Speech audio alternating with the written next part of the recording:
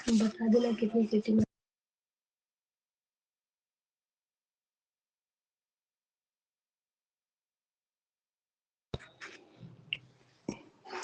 ठीक है, नमस्कार सभी को। चलिए आगे चलते हैं आज।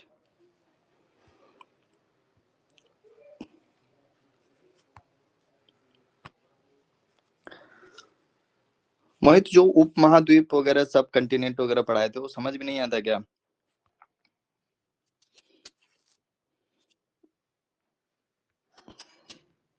आइए बता देते हैं एक बार फिर से, ठीक है।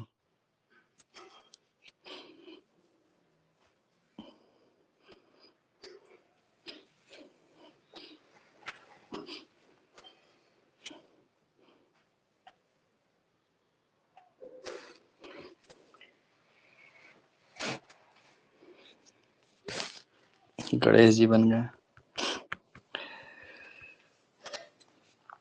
एक सेकंड।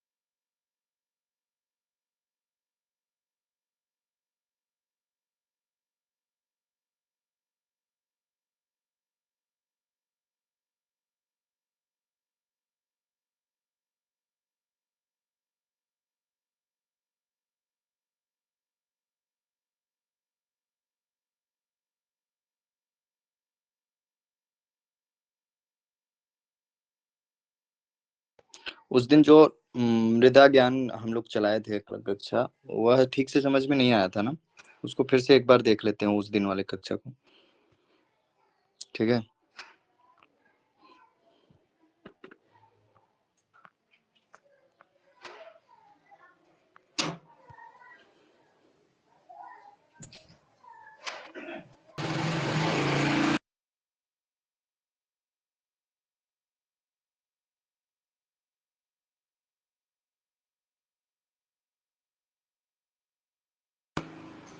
उसमें मैंने उस दिन बोला था कि यह जो टू का सेक्शन 2 का टॉपिक है, ठीक है, पहला रहेगा land and water, minerals, agriculture, development, trade and commerce और ट्रांसपोर्टेशन एंड। लैंड में मैंने बताया था कि मिट्टी का पहले ज्ञान देखेंगे कि मिट्टी का ज्ञान क्या। मिट्टी जलोढ़ मिट्टी हो गई, रेगूर मिट्टी हो गई, काली मिट्टी हो गई, और उन सब मिट्टियों में कौन सी खेती प्रमुख रूप से या मुख्य रूप से की जाती है, ठीक है, और किन किन क्षेत्रों में पाई जाती है। लोगों ने उस दिन पीडीएफ शेयर करके फिर से उसको समझा देते हैं। तो लैंड की बात की। तो लैंड की बात की है, कोई दिक्कत है?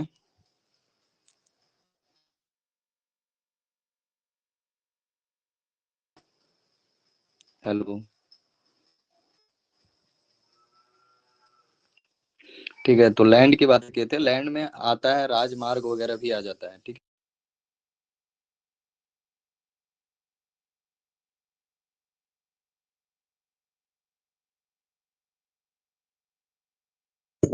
भैया आवाज फंस जा रही है कभी कभी।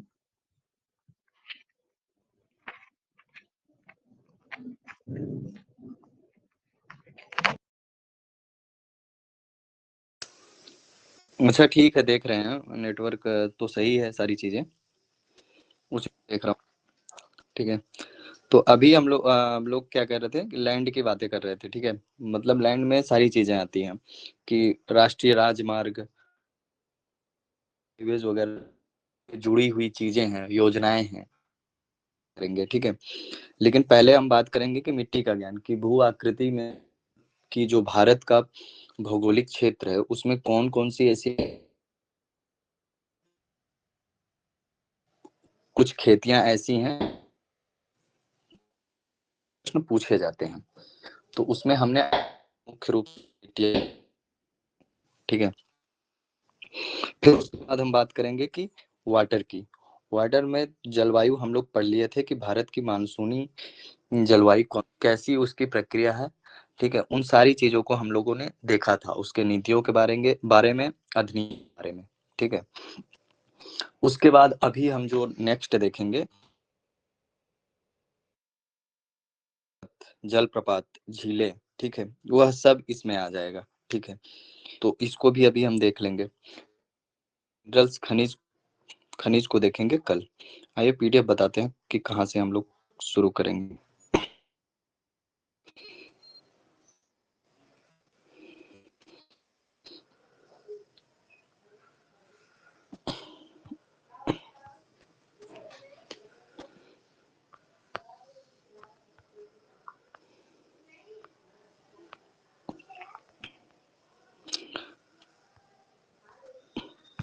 मिट्टी के ज्ञान को हम लोग देखे थे ना उस दिन, जिस दिन आवाज फंस रही थी, जो फर्स्ट क्लास मंडे को क्लास थी। मंडे को हम बता रहे थे कि जो मिट्टी होती है उस पे भी एक वैज्ञानिक अध्ययन होता है। किस प्रकार का अध्ययन होता है कि यह मिट्टी पर्टिकुलर किस जगह पर पाई जाती है, ठीक है। जैसे 8 मिट्टियों में सबसे प्रमुख मिट्टी जो होती है, कुछ मिट्टियां, उनको कई स्थान पे देखे जाते हैं कि भारत के कितने भूभाग में पाए जाते हैं। और उस मिट्टी से जैसे कुछ मिट्टी होती है, जैसे जलोढ़ मिट्टी हो गई या अन्य रेगूर मिट्टी हो गई, रेगिस्तानी मिट्टी हो गई, ठीक है। उन सब मिट्टियों से कुछ खनिज उत्पादन भी होते हैं, ठीक है। उन अयस्कों का भी उत्पादन इन्हीं मिट्टी की वजह से होता है। तो ये आगे का जो यह अभी जो पाठ्यक्रम हम लोग पढ़ेंगे, यह पीछे कनेक्टेड रहेगा, ठीक है। उसी प्रकार से अपना पाठ्यक्रम भी है। तो हमने बताया था कि भारत में जितनी भी स्थलीय सीमा है या तटीय क्षेत्र है या बंगाल की खाड़ी के सागर साइड में, वहाँ के अलग अलग प्रकार के उसका एक पीएच मान भी होता है कि कितने पीएच मान पे यहाँ है, और मिट्टी उस प्रकार से परिवर्तित होता है, ठीक है। उसमें सबसे पहले मैंने वो इम्पोर्टेंट चीज बताया था कि भारत कृषि अनुसंधान परिषद ICAR का स्थापना कब हुआ था, तो 1956। यहाँ के वैज्ञानिकों ने अनुसंधान करके बताया कि 8 मुख्य भागों में विभाजित किया जा सकता है मिट्टियों को, ठीक है। तो उसमें 8 मुख्य रूप से विभाजित। तो मिट्टी पहली कौन सी आई, जलोढ़ मिट्टी, लेकिन इसका कितना है, मैंने बताया था यह तीसरे स्थान पे आता है, लगभग 22% है, ठीक है।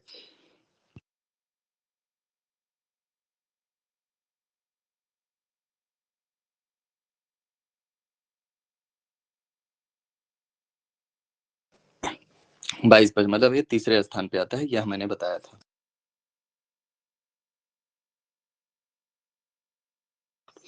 तो जलोढ़ मिट्टी जो होती है वह लगभग 22.16% की है, और यह देश के कुल 40% भूभाग को कवर करती है। जलोढ़ मिट्टी बहुत बहुत जगह पे पाई जाती है।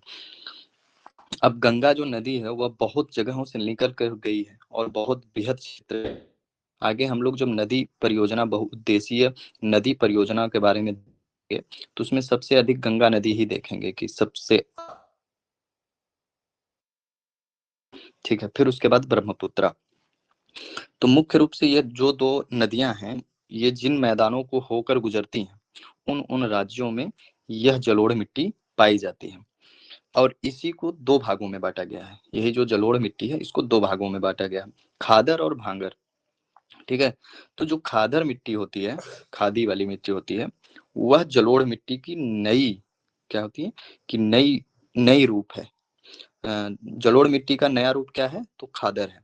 और इसका पुराना जो रूप होता है उसे भांगर कहते हैं, ठीक है। और इसमें मुख्य फसलें जो होती हैं, तो मुख्य फसलें मैंने बताया था मक्का, गन्ना, ठीक है। इन्हीं सब चीजों का यह खेती करवाती है यह मिट्टी, ठीक है, मुख्य रूप से। तो बस इसमें ज्यादा ज्यादा घुसने की जरूरत नहीं है, बस छोटी मोटी चीजें हैं, बस इसको ध्यान में रख लेना है, और थोड़ा बहुत प्रश्न इसमें से पूछा जाता है, ठीक। वो किया हूँ, अलग किया हूँ, जैसे काली मिट्टी, रेगिस्तानी मिट्टी, ठीक है। और ये क्या कहते हैं, क्षारीय मिट्टी जिसे कहते हैं, इनसे प्रश्न पूछा गया है। इसके बाद आया लाल मिट्टी। लाल मिट्टी जो होती है, इसमें बस इतना देख लीजिएगा कि लाल मिट्टी 28% पाई जाती है। कितना? 28%, सॉरी। यह दूसरे स्थान पे आती है। यह किसरे स्थान पे आती है? दूसरे स्थान पे। और तीसरे स्थान पे यह मिट्टी है, जलोढ़ मिट्टी। ठीक है, एक दो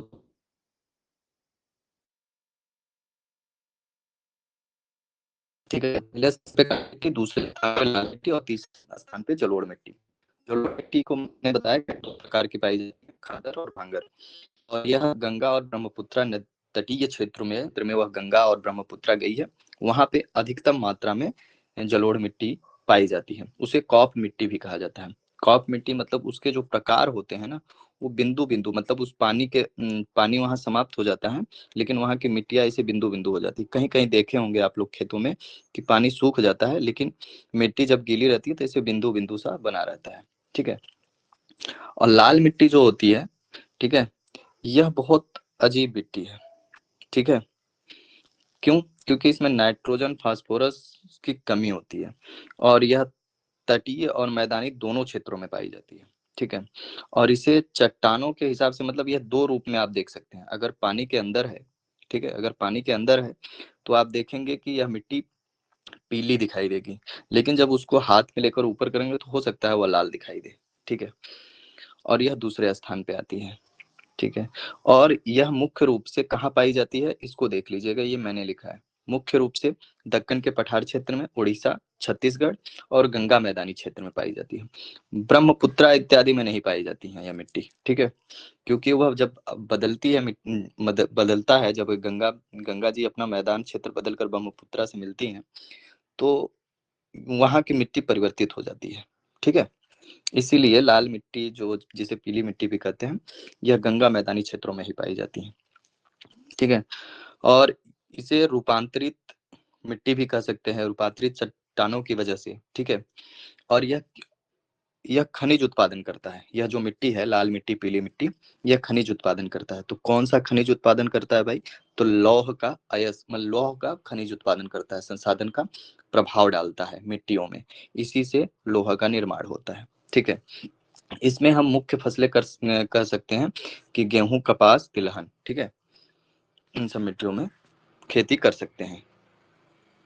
आगे देखते हैं ब्लैक सॉइल, काली मिट्टी। काली मिट्टी में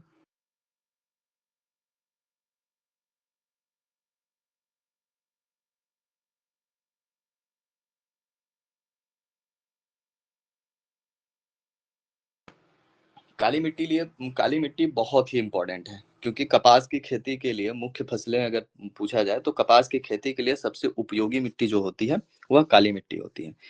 ठीक है, इसे रेगूर मिट्टी भी कहते हैं। क्या कहते हैं इसे? रेगूर मिट्टी भी कहते हैं। यह लगभग भारत के 29.69% यह मिट्टी पाई जाती है। कितना? 29% यह मिट्टी भारत में पाई जाती है, और पूरे 15% कुल क्षेत्र में पाई जाती है। क्षेत्र अलग होता है, कितनी उपलब्धता है, मतलब कितनी है भारत क्षेत्र में, पूरे भारत के क्षेत्रफल में, तो वह लगभग 29% है इस मिट्टी को माने। तो मुख्य रूप से इसमें मैंने बताया था, महाराष्ट्र, मध्य प्रदेश, गुजरात में तंबाकू, ठीक है, बाजरा, कपास होती है। ठीक है, तो इसको देख लीजिएगा। यह भी क्या करते हैं, कुछ पदार्थों की कमी की वजह से कुछ खनिज उत्पादन का निर्माण करती है इनकी मिट्टी की वजह से। ठीक है, तो इसमें केवल एक चीज याद रखना है, एक दो चीजें याद रखना है कि कितने भूभाग क्षेत्र में पाई जाती है, कवर करती है, और कितना परसेंट यह मिट्टी है पूरे भारत में। तो 29% है, यह पहले स्थान पे आती है। यह मुख्य रूप से इसमें किसकी खेती होती है? तो कपास की खेती होती है, तंबाकू की, ठीक है, और अलसी की। ठीक है, तो यह केवल इंपॉर्टेंट चीज देखने लायक है। ब्लैक सॉइल तो जरूर याद कर लीजिएगा। उसके बाद चौथी जो मिट्टी आती है, मुख्य रूप से आठ मिट्टियां हैं, उसमें दो ही चार इंपॉर्टेंट है। उसके बाद रेगिस्तानी मिट्टी, यह बहुत इंपॉर्टेंट है। कभी कभी देखे होंगे पुरानी चीजें, मूवियां देखे होंगे, तो उसमें खनिज का जब खोज होता है ना, तो उसमें सबसे पहले जाते हैं बलुई स्थान पे। बलुई स्थान पे अयस्कों का निर्माण होता है। ठीक है, बहुत बहुत ही खनिज उत्पादन चीजें मिलती हैं। ठीक है, क्योंकि वह शुष्क वर्षा क्षेत्र है ना। मैंने आपको बताया था जलवायु कंडीशन में कि शुष्क वर्षा क्षेत्र कौन कौन से हैं। वहां पे शुष्क वर्षा मतलब कि कम बारिश होती है, कम वर्षा होती है। उसी प्रकार से शुष्क मिट्टी मतलब मिट्टी की कमी, ठीक है, वह मिट्टी कैसी होगी, हल्की बलुई होगी, जहाँ राजस्थान इत्यादि में देखते होंगे। ठीक है, यह मुख्य रूप से पश्चिमी राजस्थान में पाई जाती है। ठीक है, थार मरुस्थलीय जगह पे पाई जाती है। आप लोग देखे होंगे कि कहीं पूरा बालू है, लेकिन बीच में देखेंगे कि वहां थोड़ा सा पानी है और वहां पे कुछ पेड़, हरे भरे पेड़ पौधे हैं। पूरा धूप है, पूरे बंजर, केवल बालू बालू दिखाई दे रहा है, एकदम धूप है, लेकिन हल्का जल वजह से वहां मिट्टी की, यही मिट्टी पाई जाती है, यही रेगिस्तानी मिट्टी की वजह से वहां पे हरे भरे कुछ घास फूस दिखाई देंगे। ठीक है, जो राजस्थान में कहते हैं कि अरे वाह, कहीं पूरे राजस्थान में थार मतलब जहाँ पूरा डिजर्ट है, पूरा हर जगह बालू है, लेकिन बीच में कहीं देखेंगे कि थोड़ा सा पानी होने की वजह से वहां पे पूरा हरा भरा दिखाई देता है।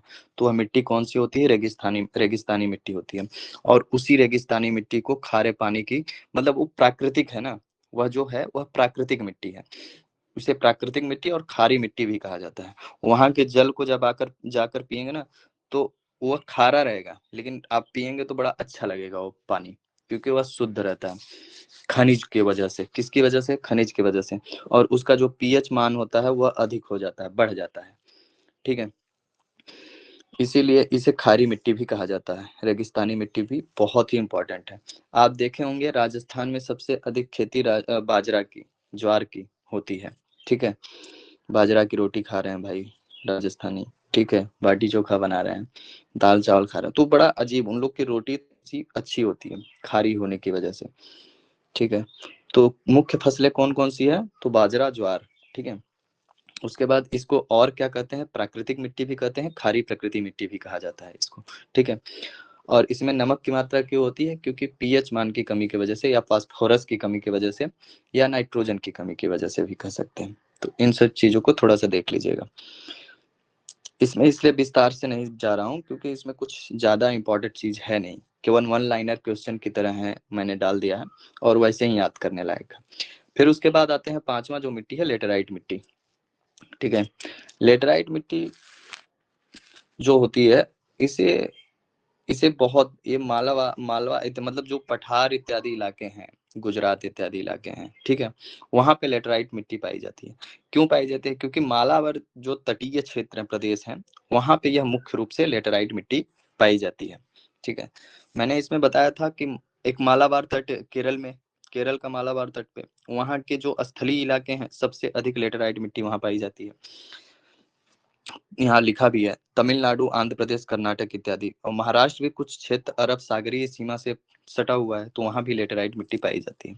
आप देखे होंगे कई कई शहरों में जो बिल्डिंगें बनती है, वह लेटेराइट मिट्टी पे नहीं बनती है। क्यों, क्योंकि वह धंस जाती है। ठीक है, बहुत जल्दी वहां की मिट्टी धंस जाती है। किसकी वजह से, कार्बनिक पदार्थ की कमी की वजह से वह धंस जाती है। ठीक है, तो इस यह भी इम्पोर्टेंट है थोड़ा सा, इसमें यह चीज इम्पोर्टेंट है कि इसमें किसकी खेती होती है। गोवा आदि क्षेत्रों में भी देखेंगे ना, तो लेटेराइट मिट्टी पाई जाती है काजू की खेती के लिए। काजू की खेती होती है गोवा में, वहाँ लेटेराइट मिट्टी बहुत है, इसलिए वहाँ इसका क्या कहते हैं, फसल होता है। ठीक है, और आंध्र प्रदेश में वहाँ की मिट्टी और लेटेराइट मिट्टी मिलती है, तो उसकी वजह से वहाँ की फसलें थोड़ा अलग हो जाती हैं, काफी काफी मसाले या चाय का उत्पादन ज्यादा करती हैं। ठीक है, तो इसे लेटराइट मिट्टी की वजह से होती है। छठा जो देखेंगे हम, छठा जो है पर्वतीय मिट्टी। ठीक है, अब पर्वतीय मिट्टी से ही आप लोग समझ जाएंगे कि पर्वतीय मिट्टी होती क्या है, फॉरेस्ट सॉइल होती क्या है। ठीक है, इसमें चूना इत्यादि जो होता है ना, उसकी बहुत कमी होती है। ठीक है, अब पर्वतीय क्षेत्र है, पहाड़ी क्षेत्र है, ठीक है, जैसे उत्तराखंड हो गया, अरुणाचल प्रदेश हो गया, नॉर्थ ईस्ट का सबसे ऊपर वाला क्षेत्र, जहाँ पे गारो खासी जयंतियाएं हैं। ठीक है, असम इत्यादि क्षेत्रों से लेकर हिमाचल प्रदेश हो गया, पश्चिमी घाटी में पाई जाती हैं। तो यह हिमालयी क्षेत्र में, अगर पूछे कि हिमालयी क्षेत्र में पाए जाने वाली जो मिट्टी है, उसे क्या कहते हैं, तो उसे पर्वतीय मिट्टी कहते हैं। और एक और प्रश्न पूछा था, क्वार्ट्ज। ठीक है, क्वार्ट्ज करके नाम होता है। ठीक है, वो हालांकि मुझे इंग्लिश में ही, मतलब हिंदी ही नाम है कि क्वार्ट्ज सॉइल करके पूछा था, तो क्वार्ट्ज सॉइल की कमी की वजह से किसका निर्माण होता है, तो पर्वतीय मिट्टी का निर्माण होता है। ठीक है, यह प्रश्न पूछ चुका है, इससे भी एक प्रश्न पूछा है। ठीक है, इससे तो 2 प्रश्न पूछा है। ठीक है, तो ये थोड़ा देख लीजिएगा, उसमें ज्यादा कुछ देखने की नहीं है, जरूरत नहीं है, बस इतना समझना है कि पर्वतीय मिट्टी में किस चीज की कमी है, कौन कौन सी चीज पाई जाती है, बस। अब दलदली मिट्टी पे आते हैं। ठीक है, और हाँ, पर्वतीय मिट्टी होती कैसी है, तो पर्वतीय मिट्टी होती है वह जैसे छन्नी होती है ना, छन्नी छन्नी देखे होंगे, जिससे आटा वाटा चालते हैं। ठीक है, या हाँ, आटा चालने वाले, वैसी ही उसकी मिट्टी होती है। मिट्टी का प्रकार अगर पानी उस पे से सूख जाए तो वैसी ही मिट्टी दिखाई देती है। और दलदली मिट्टी जानते हैं जहाँ पे पानी की अधिक वर्षा हो। ठीक है, और पानी सूख जाए ऊपर से, लेकिन मिट्टी पूरी दलदली हो जाए, मतलब मिट्टी के अंदर पूरा पानी भर जाए। ठीक है, उसे दलदलीय क्षेत्र कहते हैं। उसे पिट मिट्टी भी कहा जाता है। क्यों कहा जाता है, क्योंकि उसमें जो कार्बनिक पदार्थ होते हैं ना, वह भरपूर होते हैं। कार्बनिक पदार्थ मतलब वो पूरे मिट्टी और जल एक साथ जुड़ जाते हैं। एक साथ क्या होते हैं, जुड़ जाते हैं। अब एक साथ दोनों जुड़ जाएंगे तो वह पूरी दलदली हो जाती है, उसे पिट मिट्टी भी। मुख्य रूप से यह कहाँ पाई जाएगी, तो मुख्य रूप से यह पश्चिम बंगाल आदि क्षेत्रों में पाई जाती है। ठीक है, और जब ऐसी मिट्टी होगी जो दलदली टाइप की होगी, तो बिहार में देखते होंगे आप लोग कि वहाँ धान की खेती ज्यादा होती है, पश्चिम बंगाल, उड़ीसा के कुछ क्षेत्र में। ठीक है, तो ऐसी मिट्टियां तमिलनाडु और उत्तराखंड में पाई जाती हैं, लेकिन उसका एक इलाका है, जैसे दक्षिणी उत्तराखंड में पाई जाएंगी। दक्षिणी उत्तराखंड किधर, उत्तर प्रदेश से सटा हुआ नीचे इधर साइड में। ठीक है, तमिलनाडु का जो क्षेत्र है वह ऊपर की तरफ पाएंगे, उत्तरी इलाकों में। उत्तरी इलाकों में जो क्षेत्रों में, जैसे ये है तमिलनाडु। ठीक है, इस इलाके में वह थोड़ी बहुत मिट्टी पाई जाती है। ठीक है, और सबसे अधिक मुख्य रूप से कहाँ पाई जाती है, तो बिहार और पश्चिम बंगाल में यह मिट्टी पाई जाती है। कौन सी मिट्टी, तो दलदली मिट्टी या पिट मिट्टी कहते हैं। और इसमें मुख्य रूप से सबसे अधिक खेती किस चीज की होती है, तो धान की खेती होती है। ठीक है, उसके बाद आता है कि लवणीय और क्षारीय मिट्टी इसे कहते हैं। ठीक है, इसमें किसकी अधिकता होती है, तो इसमें सोडियम की अधिकता होती है। और सोडियम की अधिकता होगी या क्लोराइड कुछ भी, सल्फेट की अधिकता होगी या मैग्नीशियम की अधिकता होगी और पोटेशियम की अधिकता होगी, तो क्या बनेगा, तो चूना बनेगा या उसके क्वार्ट्ज वगैरह बनेंगे। तो इस मिट्टी से भी इन सब चीज का निर्माण होता है, खनिज का निर्माण होता है। लेकिन इन्हीं सब की वजह से दलहन की खेती अधिक होती है। ठीक है, दलहन की खेती अधिक अधिक होती है, ये जहां भी मिट्टी है। लेकिन इस मिट्टी को बहुत कम पाया जाता है। ठीक है, इस मिट्टी को कितना कम क्यों पाया जाता है, 2% लगभग पाया जाता है पूरे भारत में। ठीक है, और इसी में क्या कहते हैं कि कुछ आप लोग गांव में देखे होंगे कि ऊसर वाली क्षेत्र होते हैं। ठीक है, तो उसके लिए हम लोग उसमें बहुत खाद वगैरह डालते हैं, उसको बहुत जुतवाते हैं, कई दिन बंजर जो हो जाती है जमीनें। ठीक है, ठीक है, उसी को हम क्या कहते हैं, क्षारीय मिट्टी कहते हैं। ठीक है, क्या कहते हैं, क्षारीय मिट्टी। उस मिट्टी को अगर आप उठाएंगे ना, धूल की तरह उड़ जाएगा, चाहे बारिश हो चाहे जैसा भी हो। ठीक है, वो पानी हमेशा सोख लेता है, या तो पानी सोख लेता है नीचे चले जाता है, या तो पानी उसके ऊपर रहता है, सूखता ही नहीं है। वो मिट्टी ऐसी होती है। ठीक है, तो यह क्या हो गया, क्षारीय मिट्टी हो गया। ठीक है, इसमें क्षारीय मिट्टी में बस इतना देख लीजिएगा, मुख्य फसलें का मतलब पर यह हुआ कि उस मिट्टी का जो पुनर्निर्माण करके अगर देख बनाया जाए, ठीक है, तो उसमें खेती किसकी होगी, तो दलहन की खेती अधिकतम में होगी। और एक चीज मैंने बताया था कि गंगानगर जिले में जो सूरतगढ़, ठीक है, मतलब सूरतगढ़ राजस्थान का जो गंगानगर जिला है। ठीक है, गंगानगर जो पाकिस्तान से पास में है, पाकिस्तान बॉर्डर शेयर करता है या नजदीक में है। ठीक है, श्री गंगानगर राजस्थान में, वहां पर मिट्टी बहुत खराब होने लगी। वहां की मिट्टियां क्या हुई, खराब होने लगी। तो वहां की मिट्टी जब खराब होने लगी, तो जैसे आप लोग की तबीयत खराब होती है तो आप लोग इंश्योरेंस लेते हैं, या भारत सरकार आयुष्मान कार्ड जो निकाला, उसी के तहत राजस्थान को एक मृदा मतलब मिट्टी स्वास्थ्य कार्ड बना कर दिया। ठीक है, कहाँ, वहां के अनुसंधान केंद्र को। यह कब आया, तो 19 फरवरी 2015 को लागू किया गया। ठीक है, मिट्टियों के लिए, ताकि वह जो खेत ऐसे हो जाते हैं, ठीक है, रेह ऊसर हो जाते हैं, उनको स्वस्थ और हरा भरा किया जा सके। ठीक है, ऐसी मिट्टियों के लिए स्वास्थ्य कार्ड बना।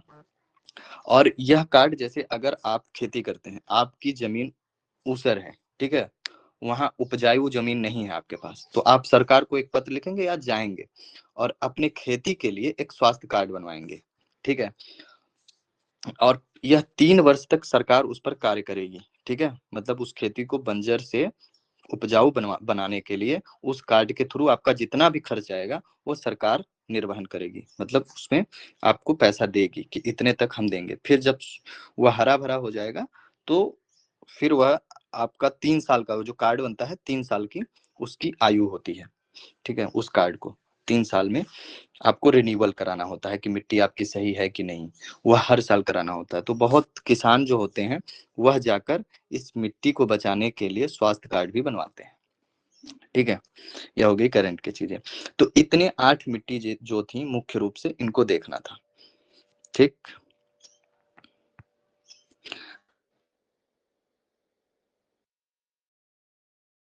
उसको देख लेते हैं क्योंकि कुछ चीजें अभी छूट रही हैं, जैसे विविध की अगर हम बात करें तो हमें देखना चाहिए अभी कुछ और चीजें, ठीक है, जैसे आज कौन सा ले, महाद्वीप भूगोल विविध पार्ट 1, जैसे झील जलप्रपात, ठीक है, झील जलप्रपात नदी नहरें, ठीक है, इनसे भी प्रश्न पूछते हैं। तो यह तो आपके सेक्शन 1 में ही आ जाता है, लेकिन सेक्शन 1 बहुत बृहद था, उसमें यह चला जाता है विविध में। विविध में इसलिए चला जाता है कि पूछेगा कि भारत की सबसे प्रमुख झीलों में से, या खारे पानी का झील, मीठे पानी के जलप्रपात इत्यादि ऐसे प्रश्न पूछते हैं। विश्व की सबसे बड़ी झील या भारत की सबसे बड़ी झील, ऐसे प्रश्न पूछते हैं। तो जब ऐसे प्रश्न पूछते हैं तो वह आपके विविध में आता है, जियोग्राफिक सेक्शन के विविध में आता है कि भाई मीठे पानी का झील कौन सा है, खारे पानी का झील कौन सा है, और सबसे बृहद झीलें कौन सी हैं विश्व की, ठीक है, कृत्रिम झीलें कौन सी हैं, ऐसे प्रश्न पूछते हैं। और प्राकृतिक झीलें भी होती हैं, ठीक है, उसको आगे हम देखेंगे। तो झील जो होता है वह जो भारत की या किसी भी विश्व के या वहाँ के भौगोलिक क्षेत्र के अनुसार वहाँ पे जो जल, ठीक है, एक ही स्थान पर स्थित हो जाए बहुत ही ज्यादा, ठीक है, उसी को कहते हैं झील। लेकिन झील 2 प्रकार की होती है। पानी जब जैसे वर्षा होती है, अब देखो मैंने बताया कि बारिश की वजह से यहाँ पे पानी क्या हो गया, इकट्ठा हो गया। अब जो बारिश की बूंदें होती है ना, कभी मीठी होती हैं, कभी क्या होती हैं, खारी होती हैं, अलग अलग प्रकार की होती हैं, ठीक है, उसी के अनुसार यहाँ पे जो झील के जो पानी इकट्ठा होता है, तो वहां जाने के बाद जब अनुसंधान किया जाता है तो पता चलता है ये खारे पानी का है या मीठे पानी का है, इसी से पता चलता है।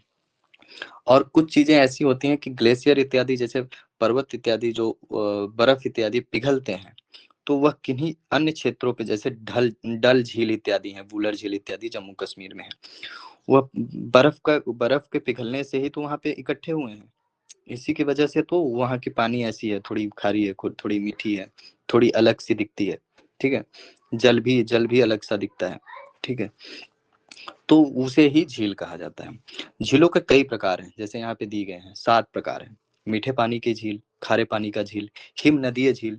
हिम नदीय मतलब जो हिम सागर से निकल कर कहीं जाकर इकट्ठा हुई और वह बर्फ बन गई, फिर वहां से पिघलने के बाद वह एक जगह आकर गोले में इकट्ठी हो गई, ठीक है, पिघलने से बनती है, मतलब वह पानी वहां आकर इकट्ठा हो गया पिघलने की वजह से, तो उसे क्या कहा जाता है, हिम नदीय झील, ठीक है। वह ऊपर यहाँ पे बर्फ बना, अब यहाँ से पिघलते पिघलते यहाँ आकर इकट्ठा हो गया, तो इसे क्या कहेंगे, हिम नदीय झील। फिर उसके बाद होती है ज्वालामुखी झील, ठीक है। अब जैसे कि कहीं कहीं क्या होता है, पहाड़ पर्वत पठार होते हैं, अब यहाँ पे आग होता है ना, ज्वालामुखी, ठीक है, अब यहाँ थोड़ा सा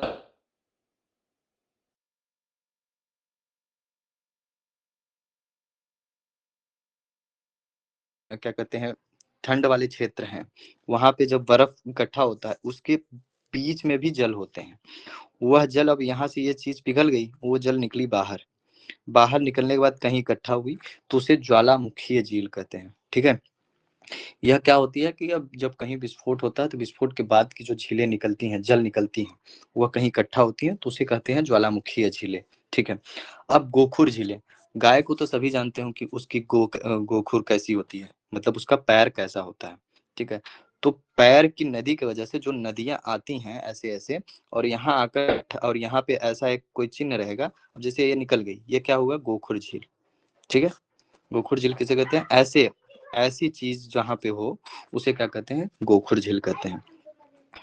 और यह कैसे बनती है, तो भाई नदियां जो मोड़ इधर उधर, मैंने बताया ना, ये घूम के आई, ठीक है, गई, और फिर वहीं पे फंस गई। कुछ कुछ जो जल होता है वो इस चीज के कारण, इस चीज के कारण वहां पे रह गई, रुक गई, और फिर भी वह निरंतर बह रहा है, बहाव के कारण ही उसे गोखुर झील कहते हैं।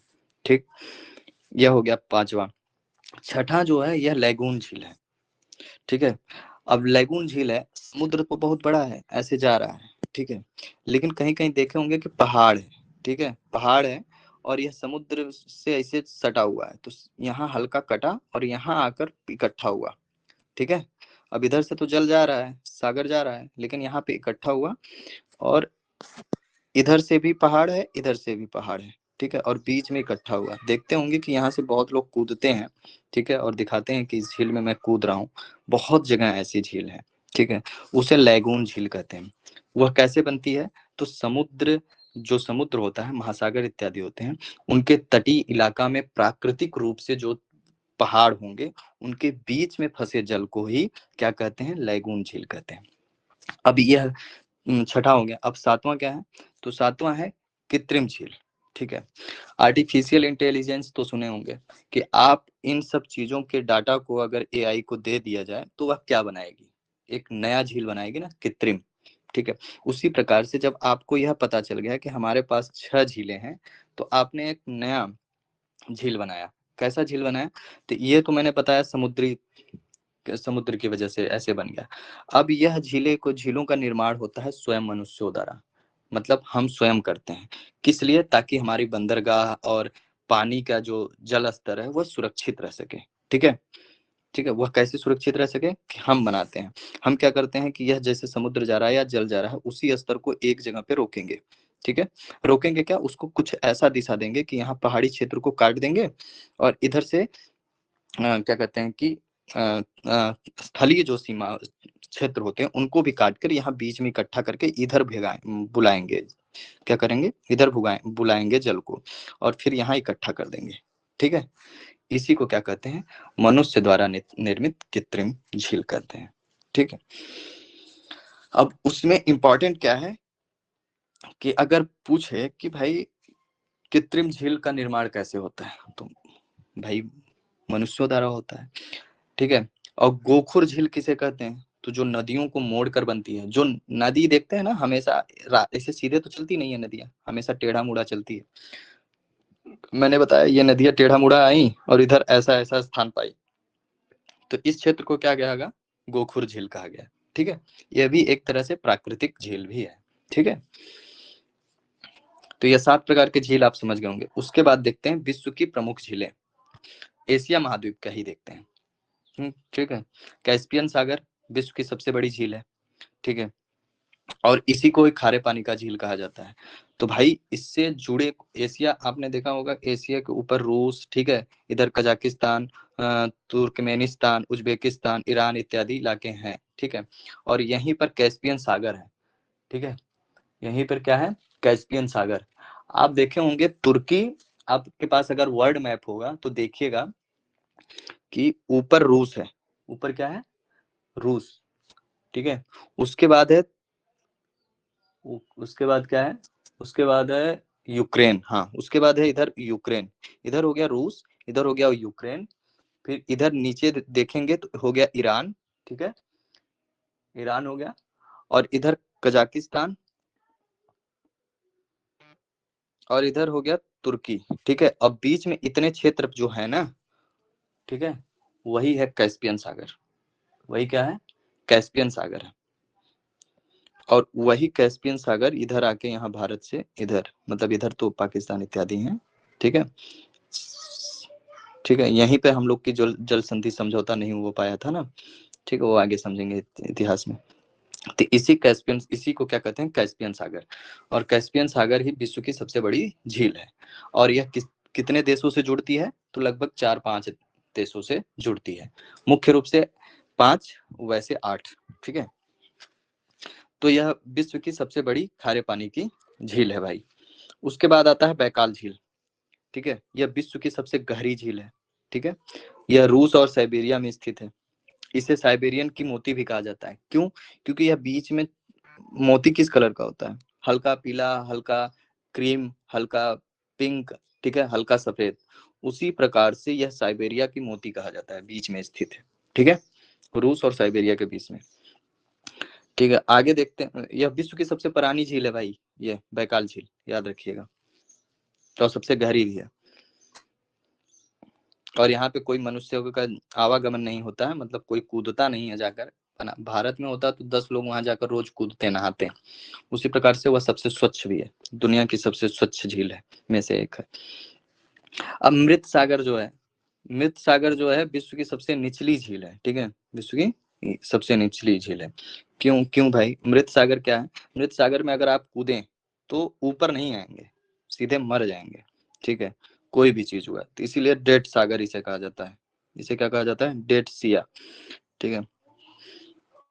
तो मृत सागर का भी देख लीजिए। वान झील देख लीजिएगा, तुर्की में है, विश्व की विश्व की सर्वाधिक लवणीय झील। लवणीय झील मतलब मैंने आपको बताया ना, वो मिट्टी कौन सी होती है, ठीक है, उसी प्रकार से, मतलब खारी मिट्टी, हल्का नमक वाला मात्रा ज्यादा होता है। तो वान झील तुर्की में स्थित है। कहाँ स्थित है? तुर्की, इस क्षेत्र में। इसके बगल में भी एक ऐसे सागर है, वहां पर यह झील पाई जाती है। उसके बाद यूरोप महाद्वीप और दक्षिण अमेरिका को भी देख लीजिएगा, वो इंपॉर्टेंट नहीं है। आगे देखते हैं भारत की प्रमुख झीलें, ठीक है। भारत की प्रमुख झीलों में हम देखेंगे कि जम्मू कश्मीर, जम्मू कश्मीर मैंने बताया डल झील, श्रीनगर का गहना कहा जाता है। अगर पूछे कि श्रीनगर का गहना किसे कहा जाता है, तो डल झील को कहा जाता है, ठीक है। और यह जम्मू कश्मीर में स्थित है। ऊपर के हिस्सों को आप समझ रहे होंगे, ठीक है। ऑक्यूपाई, ये यूके हो गया ऑक्यूपाइड, ठीक है, कश्मीर। फिर इधर हो गया जम्मू एंड कश्मीर। तो यहीं पर यह डल झील है, ठीक है। अब डल झील कैसे बना, तो हम पता है ना, ग्लेशियर से, ठीक है। फिर उसके नीचे वुलर झील है, ठीक है, यह मीठे पानी की झील है। क्यों? क्योंकि यह बहाव है इसमें, इसी की वजह से इसे मीठे पानी का झील कहा जाता है। और यहाँ पे ऊपर बर्फ की परतें पाई जाती हैं वुलर झील में, ठीक है, और यहाँ का पानी मीठा होता है। तो जम्मू कश्मीर में कितनी पाई जाती हैं? तो 2 पाई जाती हैं, डल झील, वुलर झील। ये भारत की सबसे बड़ी मीठे पानी की झील है वुलर झील। और अन्य भी यहाँ पर ये जम्मू कश्मीर में ये झीलें पाई जाती हैं, पर मुख्य रूप से ये 2 हैं इंपॉर्टेंट, इनको याद रखिएगा। फिर उत्तराखंड में आते हैं। उत्तराखंड में नैनीताल झील और सातताल झील, ठीक है। लेकिन इसमें इंपॉर्टेंट तीनों है भाई, ये जो तीनों लिखा हूं ना, ये तीनों इंपॉर्टेंट है, ठीक है। क्योंकि रूपकुंड झील जो है, कंकाल झील जिसे कहते हैं, कंकाल झील कहाँ स्थित है, कंकाल झील कहाँ अवस्थित है, ऐसा प्रश्न पूछा था, ठीक है। तो यह उत्तराखंड में है, ठीक है। और इसी कंकाल झील को रूपकुंड झील भी कहा जाता है, ठीक है। वन लाइनर टाइप का इसलिए बनाया हूं क्योंकि यह विविध के प्रश्न है। फिर उसके बाद आ गया हिमाचल प्रदेश। हिमाचल प्रदेश, हिमाचल प्रदेश में 2 झीलें हैं, चंद्रताल और सूरजताल, ठीक है। सूरजताल और चंद्रताल, इसको भी याद कर लीजिए, ठीक है। उत्तर प्रदेश में रामगढ़ ताल, ये शायद गोरखपुर में है, ठीक है, यह कृत्रिम है, ठीक है। पूर्वोत्तर भारत में हम देखेंगे कि लोकटक झील, लोकटक झील भारत की सबसे बड़ी मीठे पानी की झील है, ठीक है, लोकटक झील। इसमें दुनिया का एकमात्र तैरता हुआ राष्ट्रीय उद्यान है, कैबुल, ठीक है, यह देखिएगा, एक कैबुल लामजाओ स्थित है, ठीक है। फिर उसके बाद देखेंगे राजस्थान, ठीक है। राजस्थान में सांभर झील को याद रखिएगा, किसको? सांभर झील को। ये भारत की सबसे बड़ी अंतरदेशीय खारे पानी की झील है। किसकी? अंतरदेशीय, मतलब राज्य में अलग अलग शहरों पे जो जुड़ा हो, ठीक है, उसे कहा जाता है। तो इसको याद कर लीजिएगा, अंतरदेशीय वाला, ठीक है, सांभर झील। ये कहाँ पर स्थित है? राजस्थान, पूर्वोत्तर भारत में। फिर उसके बाद आते हैं महाराष्ट्र। महाराष्ट्र में उल्का पिंड गिरने से, देखिए दिखा है, उल्का पिंड गिरने से इसे क्या कहा जाता है भाई? तो यह लोनार झील है, ठीक है। और यह कहाँ स्थित है? तो बुल्ढाड़ा जिला में स्थित है, ठीक। इसको भी देख लीजिएगा। केरल, केरल का भारत की सबसे लंबी झील अष्टमुंडी झील इसे कहते हैं, ठीक है। इसमें अभी नहीं। भारत की दूसरी सबसे बड़ी लैगून झील ये इसे कहते हैं, आंध्र प्रदेश। फिर उसके बाद उड़ीसा में आते हैं।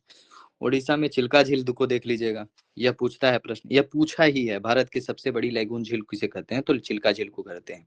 ठीक है, और यह भारत की सबसे बड़ी खारे पानी का तटीय झील है, और इसी में क्या कहते हैं कि नौसेना का प्रशिक्षण होता है।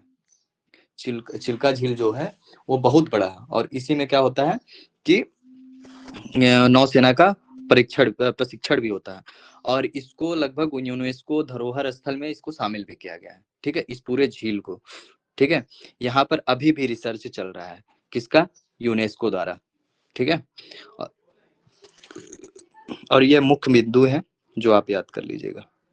ठीक है, जैसे भारत की सबसे बड़ी मीठे पानी की झील वुलर झील, भारत की सबसे बड़ी खारे पानी की चिल्का झील उड़ीसा में है, भारत की सबसे बड़ी अंतरदेशीय खारे पानी का झील सांबर झील, ठीक है, यह राजस्थान में है। भारत की सबसे लंबी झील, ठीक है, यह केरल में है। भारत की सबसे ऊंची झील सिक्किम में है। भारत की सबसे बड़ी कृत्रिम झील गोविंद पंत सागर उत्तराखंड, ये सब देख लीजिएगा।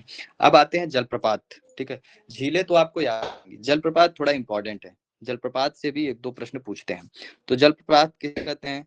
ठीक है, तो जलप्रपात उसे कहते हैं जहां पे मतलब कोई भी जलधारा, वर्षा हो गई, ठीक है, नदी हो आ गई, कोई ऊंचाई अचानक से तीव्र गति से नीचे गिरती है, तो मतलब ऐसे कोई पहाड़, ठीक है, अब यहाँ बारिश हो रही है और यहाँ से खूब ऊपर से नदियां गिर हैं, तो यहाँ पे जो पानी गिरेगा नीचे पहाड़ के ऊपर से, उसी को हम लोग कहते हैं जलप्रपात, उसी को क्या कहते हैं, जलप्रपात।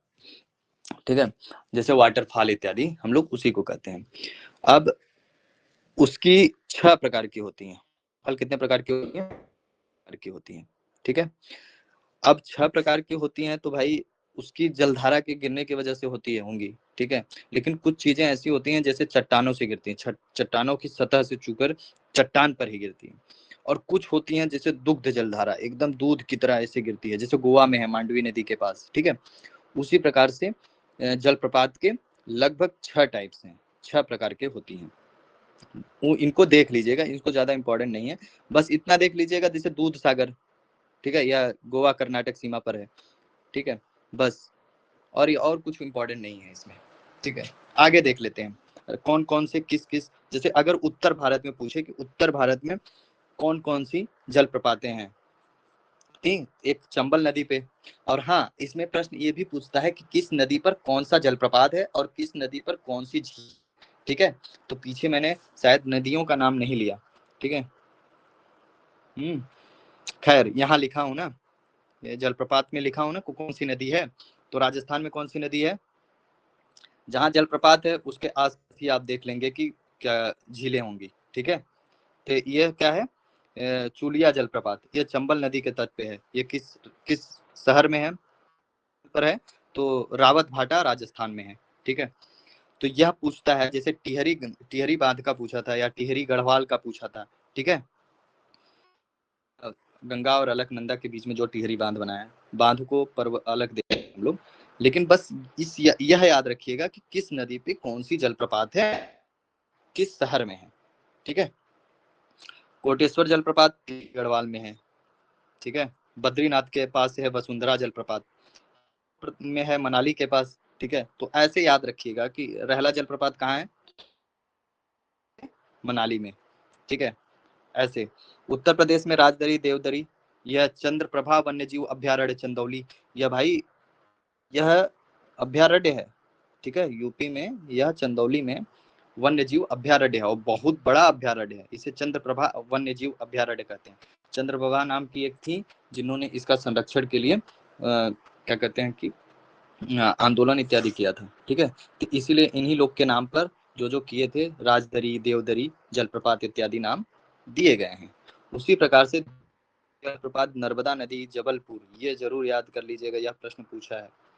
ठीक है, जेसीयू कैटरिंग में पूछा है यह पिछले साल के। और ये पांडव जलप्रपात पन्ना का भी पूछा है, यह 2 प्रश्न ऑलरेडी आ चुके हैं पिछले साल। ठीक है, अब आगे देखते हैं कि चित्रकूट, ठीक है, चित्रकूट जलप्रपात जो है इंद्रावती नदी के किस नदी के किनारे या किस नदी के पास, ठीक है, या कैसे आ रही है, और इसी नदी से यह जलप्रपात गिर रहा है, इसीलिए इस नदी का नाम दिया गया है कि यह जलप्रपात इस नदी के पास पाई जाती है या इस नदी है। ठीक है, हो गया छत्तीसगढ़ में, ये इंपॉर्टेंट है भाई, ऊपर वाला भारत जो है। तो इसमें यह सब है क्योंकि यह चुका है 2021 वाले में लोध जलप्रपात, लोध पूछा है झारखंड का सबसे ऊंचा जलप्रपात कौन सा है। ठीक है, जब ऑफलाइन पेपर होता था तो जो झारखंड के लड़के थे उनमें यह प्रश्न पूछा था। ठीक है, तो इनको देख लीजिएगा, आरटीजीएसयू का प्रश्न है। उड़ीसा, उड़ीसा बेरही पानी जलप्रपात, इसे क्या कहते हैं, बेरही पानी जलप्रपात। यह भी इंपॉर्टेंट है क्योंकि यह राष्ट्रीय उद्यान के पास है। ठीक है, तो और इसके पास कौन सा जलप्रपात हो, तो बेरही पानी जलप्रपात। ठीक है, मेघालय का ये प्लंच जलप्रपात, इसे यह मेघालय में स्थित है। ठीक है, यह भारत का सबसे ऊंचा प्लंज है। देखिए जलप्रपात भी अलग होते हैं, एक प्लंज होते हैं, एक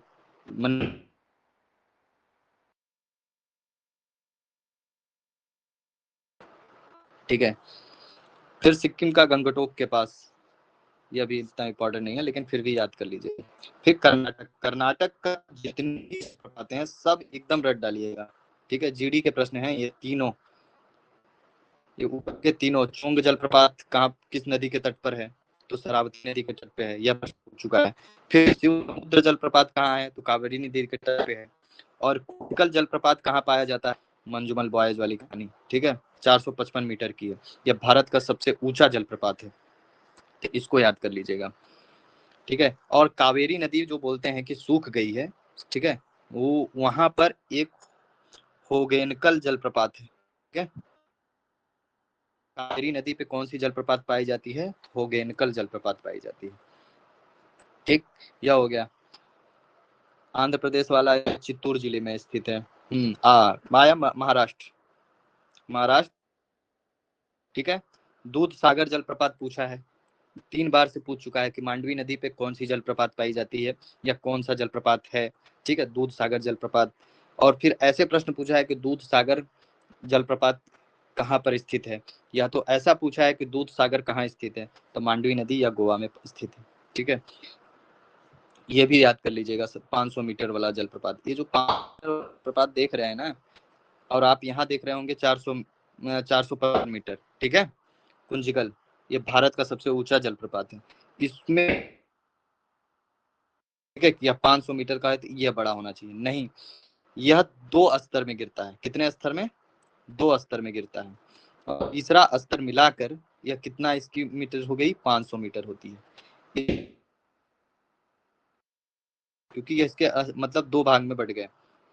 लेकिन यह जो 455 मीटर का है, ये भारत का सबसे ऊंचा जलप्रपात है, मतलब यहाँ से निकली तो यहाँ गिर रही है। ठीक है, कंफ्यूज मत होइएगा। अब प्रमुख जलप्रपात में भारत का सबसे ऊंचा जलप्रपात कुंचिकल जलप्रपात, ये कर्नाटक वाला। ठीक है, फिर उसके बाद ये छत्तीसगढ़ वाला, भारत का सबसे चौड़ा जलप्रपात चित्रकूट जलप्रपात। भारत का ऊंचा जलप्रपात, तो ये मेघालय में है, 340 मीटर का है। का सबसे प्रसिद्ध जलप्रपात, ये देखिए, गोवा दूध सागर जलप्रपात। फिर उसके बाद आता है भारत का सबसे बड़ा हारसू जलप्रपात, जिसे चित्रकूट जलप्रपात छत्तीसगढ़ को ही कहा जाता है। ठीक है, भारत में पहला जल विद्युत, ठीक है, जल विद्युत गृह किस, ठीक है, जलप्रपात हुआ है जहां पर विद्युत निर्माण हो, शिव समुद्र जलप्रपात जो कावेरी नदी के तट पर है। ठीक है, ये याद कर लीजिएगा। तो ये थी आपकी झीलें और जलप्रपात, इसमें कुछ ज्यादा इंपॉर्टेंट चीजें नहीं है, जितना मैंने किया बस उसको याद कर लेंगे तो सारी चीजें क्लियर हो जाएंगी। ठीक है, ठीक है, नदी परियोजना क्या है, बहुआयामी है।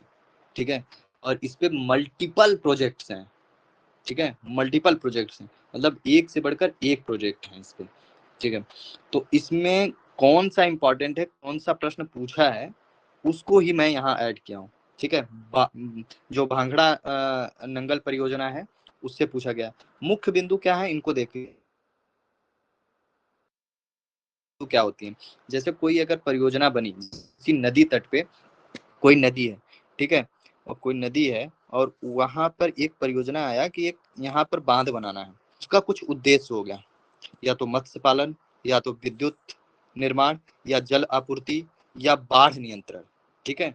इन्हीं सब के कारण कारण एक कोई परियोजना आती है, ठीक है, और उसी की वजह से वहां बांध बनता है, ठीक है, या तो सिंचाई के क्षेत्र को लेकर या अन्य किसी क्षेत्र को लेकर बनेगा, ठीक है। तो अगर भाखड़ा जो नागल परियोजना है या पंजाब और हिमाचल प्रदेश के बीच में है, तो यह सतलज, यह किसके लिए बना था भाई, तो यह सिंचाई के लिए बना था। इसमें और क्या चीजें हैं, तो भाई ये बहुत बड़ा है, 226 मीटर का है।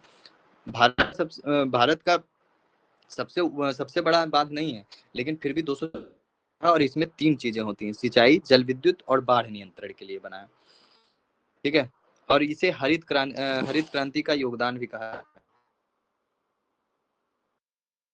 ऊंची बांध परियोजना, ऊंची बांध क्योंकि ये किन क्षेत्रों में बना है भाई, तो पंजाब और हिमाचल प्रदेश, तो आप जान रहे होंगे कि पहाड़,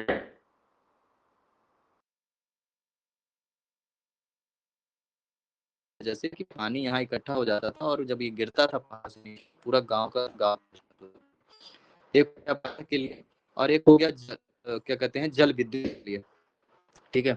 और दूसरा क्या हो गया, ठीक, दामोदर घाटी झारखंड है, भारत की पहली बहुउद्देशीय परियोजना। मैंने इंपॉर्टेंट चीज को ही, बाढ़ नियंत्रण, सिंचाई, बिजली उत्पादन, इन तीनों के लिए बना था। भारत की पहली बहुउद्देशीय योजना बनी थी। और यह है कि पहली बहुउद्देशीय परियोजना किस सन में बनी थी, तो 1948 में बनी थी, ठीक है। यह प्रश्न पूछा हुआ है। हीराकुंड परियोजना, हीराकुंड परियोजना तो महानदी पे बनी है, ठीक है, ओडिशा में है। तुंगभद्रा हो गया, ठीक है, आंध्र प्रदेश में है। फिर सरदार सरोवर परियोजना गुजरात, भाई ये इससे प्रश्न पूछा हुआ है, ठीक है, सामाजिक विवादों में घिरा रहता है हमेशा, और 4 राज्यों की जल पूर्ति करता है, ठीक है। तो यह पूछा है कि सरदार सरोवर परियोजना किस नदी पे है या किस राज्य में है, ऐसे प्रश्न पूछे हैं, ठीक है। तो गुजरात में है, नर्मदा नदी के तट पर। रिहंद परियोजना बिजली उत्पादन और सिंचाई के लिए बना है, ठीक है। और फिर उसके बाद आता है कोसी परियोजना और फरक्का, ये परियोजना याद कर लीजिएगा, और इंदिरा गांधी नहर परियोजना, ठीक है, ये सतलज और ब्यास पे बनी है। यह थार मरुस्थल को हरा भरा करने में योगदान, यह मतलब बाढ़ के लिए बनी है कि कहीं बाढ़ करा दिया जाए, ठीक है। यह कृत्रिम नहर है, ठीक है, इसे स्वयं मनुष्यों ने बनाया है, ठीक है। तो इंदिरा गांधी नहर, ठीक है, इसको याद कर लीजिएगा आप लोग। तो यह विविध का इंपॉर्टेंट था, बस आपको यह नोट्स समझा, ठीक है। ये तीनों नोट्स अपलोड कर दूंगा। और एक चीज और, आज मैं अपलोड अभी करूंगा 1 बजे के बाद सेकेंड पेपर के कुछ नोट्स, ठीक है। कुछ नोट्स इसलिए पहले मैं आज अपलोड करूंगा, 1 घंटा में 1 से 2, मैं 1 बजे से लेकर 2 बजे तक, ठीक है, आप लोग का लूंगा कि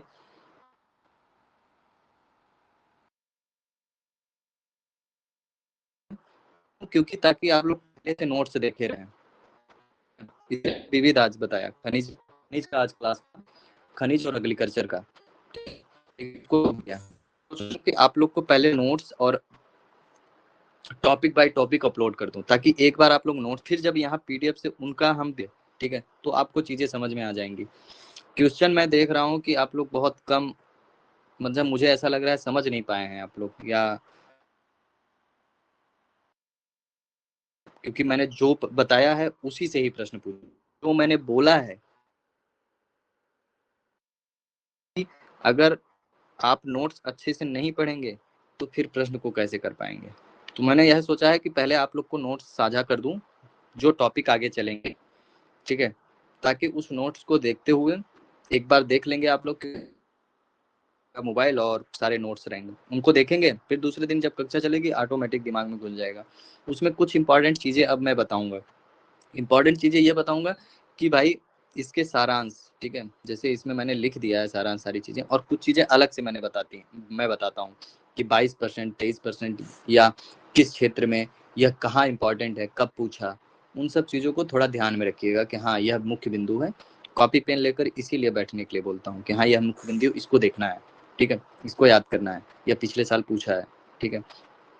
जो 500 प्रश्न अभी तक अपलोडेड थे उसमें,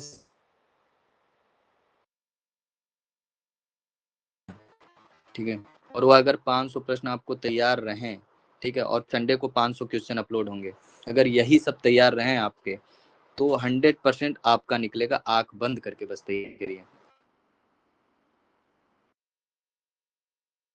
ये आपका क्लास ओवर करता हूँ आज, ठीक है। मैं अपलोड नोट्स बना लीजिएगा, क्योंकि मैं पीडीएफ जो इसमें डालता हूँ वह डाउनलोड करने का ऑप्शन नहीं दूंगा आप लोगों को, ठीक है, ताकि आप स्वयं लिखें और आधा याद रहे। मोहित, चीजें समझ में आ रही है ना? थोड़ा मेहनत करो। और उदय, तुम फॉर्म भर लिए? फॉर्म अगर भर लिए हो तो इसको अच्छे से पढ़ो, और जो मैंने सारी चीजें बताई थी वो सब चीजें याद कर लो, ठीक है।